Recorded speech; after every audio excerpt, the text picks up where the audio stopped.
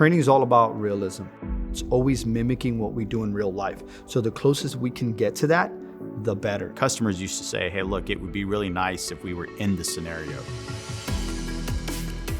One of the things that we haven't ever been able to do is what we call perspective shift. And that's being able to look around corners, being able to look at pockets, look at a person and really walk around him. Now we're able to immerse a student in a 360 world. That's why we call it VRDT, VRDT. It stands for Virtual Reality Decision and Tactics. Every time we put somebody in there, the very first thing they go is, well, I'm actually here. They can look down, they can see their hands, they can see their weapons. It is very customizable. The system has a authoring station built in to where instructors can go in there and select any part of this city that we have. You can do adjustable light levels. You can change out non-player characters, the characters very quickly. Now the instructor has a microphone and a push-to-talk feature where he presses the button and now he is speaking as if he was a subject. And de-escalation is endless because now we're having a one-on-one conversation and I'm gonna make that officer work. It's not about shooting or not shooting.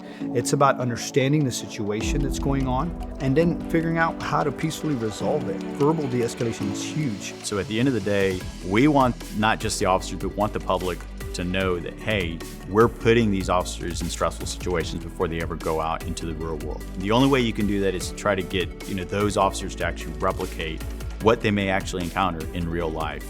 Add props, sounds, cars. He can sit there and change basically everything in that scenario and gear it towards whatever training intent they have. Pistol, OC, tasers, anything that a police officer is carrying, you can actually simulate it inside of VR. We were the pioneers in the market back in 1984. Projection-based weapons, wireless weapons, and now the future, which is VR system. Our system was built with law enforcement and military input from our subject matter experts to make it the best system. As an instructor and a trainer and a developer of the VRDT system, even though I'm testing the system out on new features, I find myself reacting physically to things and then I laugh about it. I'm like, wow, I just did that because I'm even fooling myself as I'm testing it. It's made me a believer in the system that we make and provide for law enforcement. It's great.